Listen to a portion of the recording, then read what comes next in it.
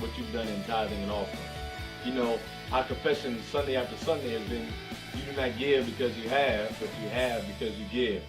And we believe that as you're preparing for this 2-year commitment, that we really want to plan it not based on what you currently have, but what you believe God will give to you. Matter of fact, if you don't mind, I'd like to read a short passage out of 2 Corinthians. 2 Corinthians 9 verse 6, it says, remember this, whoever sows sparingly will also reap sparingly, and whoever sows generously will also reap generously. Each of you should give what you have decided in your heart to give, not reluctantly or under compulsion, for God loves a cheerful giver. And God is able to bless you abundantly, so that in all things, at all times, having all that you need, you will abound in every good work. As it is written, they have freely scattered their gifts to the poor, their righteousness endures forever. Here's the part I want you to focus on. Verse 10. Now he who supplies seed to the sower and bread for food will also supply and increase your store of seed and will enlarge the harvest of your righteousness.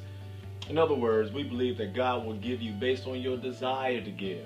And so we're asking you to fill out these cards, bring it with you next Sunday, and make your pledge to be a part of the Freedom Campaign as we begin renovating our community center so that we can extend our ministry into our community. In addition to your pledge card, we're also asking you to bring with you a substantial sacrifice in giving. The seed that you sow on next Sunday will be the first investment into your 2-year pledge. We have already been talking about it. We know some people will give on next Sunday $100, $500, $1,000 to $5,000. And we're excited about all of those givers.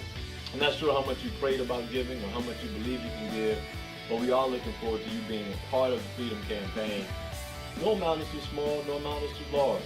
It's a 2-year commitment, and next Sunday you'll have both the pledge card to say this is how much I'll give over 2 years, and then you'll have your envelope to say this is my first investment over what I believe God is allowing me and blessing me to do.